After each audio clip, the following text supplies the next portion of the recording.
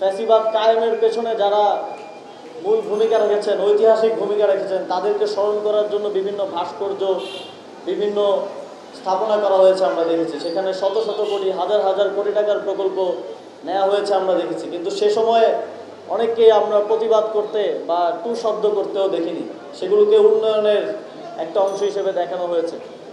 অথচ যখন আমরা আবরার ফাহাদের আটস্তম্ভ করতে গেলাম, এই আটস্তম্ভ নির্মাণ করতে ব্যয় হয়েছে মাত্র 39,59,000 টাকা, এবং আরও পারিপার্শ্বিক রাস্তাসহ অন্যান্য সংস্কার কাজগুলো মিলে সর্বমোট ব্যয় দাঁড়াবে 85 লক্ষ টাকা। কিন্তু এই কয়েক লক্ষ টাকা ব্যয় নিয়ে অনেকের অনেক গাত্রদাহ এবং সমালোচনা আমরা দেখেছি। যেদিন আবরার ফাহাদ শহীদ হন, সেদিন ভোর সকালে আমরা যখন জানতে পারি তার শহীদ হওয়ার খবর, তখন আমরা কয়েকজন জাহাঙ্গীরনগর বিশ্ববিদ্যালয়ে অবস্থান করছিলাম। সে সময় আমরা যোগাযোগ করা শুরু করি সবার সাথে যে এই ঘটনার একটা প্রতিবাদ করা প্রয়োজন। তখন একটা গুমট পরিস্থিতি বিরাজ করছিল। অনেকেই সন্দিহান ছিলেন যে এই ঘটনার প্রতিবাদ করবেন কিনা। অনেকের মন থেকে এই প্রশ্ন আসছিল আমাদের প্রতি যে আবরার ফাহাদ কি শিবির কিনা, যেন বা শিবির হলেই প্রতিবাদ করা যায় না, এরকম একটা পরিস্থিতি ছিল। তবে সে সময় সাহসিকতার প্রথম নিদর্শন দেখিয়েছিল বুয়েটের শিক্ষার্থীরা। সিসিটিভি ফুটেজ যেন কোনোভাবে গায়েব না করা যায়, এই ঘটনাকে যেন কোনোভাবে ধামাচাপা না দেওয়া যায়, সেজন্য তারা প্রথম প্রতিবাদ গড়ে তোলে এবং সিসিটিভি ফুটেজ সংরক্ষণ করার জন্য বুয়েটের প্রশাসনিক রুমগুলোকে অবরোধ তৈরি করে।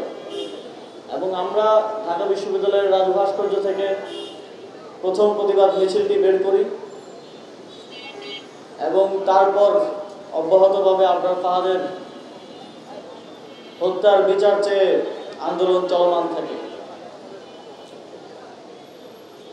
পরবর্তী ইতিহাস আপনারা জানেন।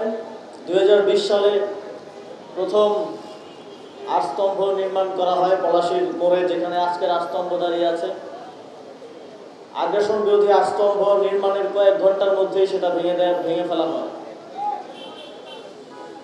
ভেঙে ফেলা হলেও আবরার ফাহাদের স্মরণে আগ্রাসন বিরোধী আটস্তম্ভ বাংলাদেশের মানুষের অন্তরে মনে ছিল বিগত 6 বছর। সেই আটস্তম্ভকে আবারও আমরা সেই একই জায়গায় প্রতিষ্ঠা করার উদ্যোগ নিয়েছি এবং সেটি আজকে উদ্বোধন হওয়ার মাধ্যমে বাস্তবায়িত হয়েছে। 8 স্তম্ভের স্ট্রাকচারের চেয়েও 8টি স্তম্ভে যে 8টি মূলনীতি লেখা আছে সেটা অত্যন্ত গুরুত্বপূর্ণ।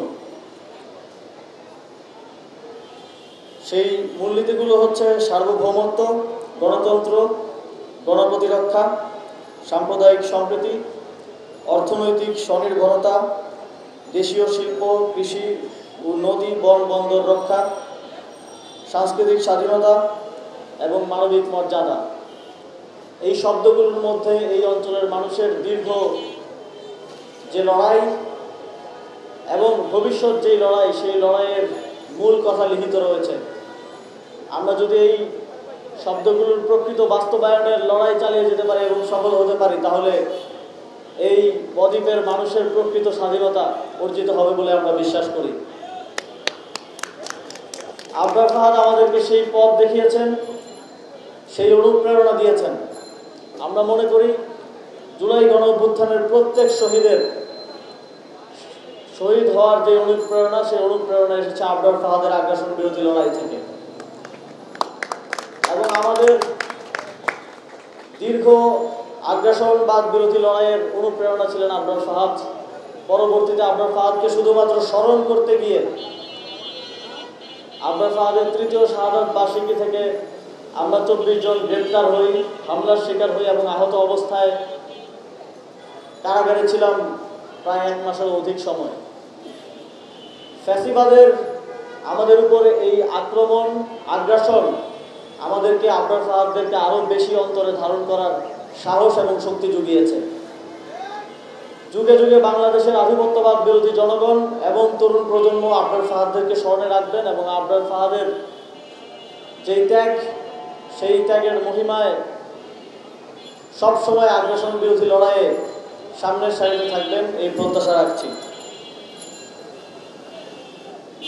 বন্ধুগণ, অন্তর্বর্তীকালীন সরকারের দায়িত্ব গ্রহণের পর জুলাই গণঅভ্যুত্থান সহ বিগত ফ্যাসিবাদের সময়ে যারাই আবরার ফাহাদের মতো আমাদের পথ দেখিয়েছেন, যারাই আত্মত্যাগ করেছেন, তাদেরকে স্মরণে রাখার জন্য আমরা অনেকগুলো উদ্যোগ গ্রহণ করি।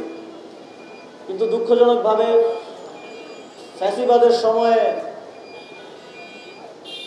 ফ্যাসিবাদ কায়েমের পেছনে যারা মূল ভূমিকা রেখেছেন, ঐতিহাসিক ভূমিকা রেখেছেন, তাদেরকে স্মরণ করার জন্য বিভিন্ন ভাস্কর্য, বিভিন্ন স্থাপনা করা হয়েছে আমরা দেখেছি। সেখানে শত শত কোটি, হাজার হাজার কোটি টাকার প্রকল্প নেওয়া হয়েছে আমরা দেখেছি। কিন্তু সে সময়ে অনেককেই আমরা প্রতিবাদ করতে বা টু শব্দ করতেও দেখিনি, সেগুলোকে উন্নয়নের একটা অংশ হিসেবে দেখানো হয়েছে।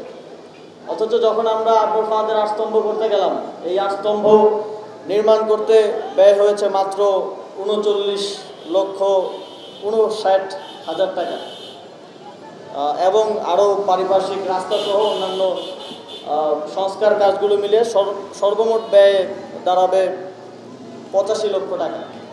কিন্তু এই কয়েক লক্ষ টাকা ব্যয় নিয়ে অনেকের অনেক গাত্রদাহ এবং সমালোচনা আমরা দেখেছি।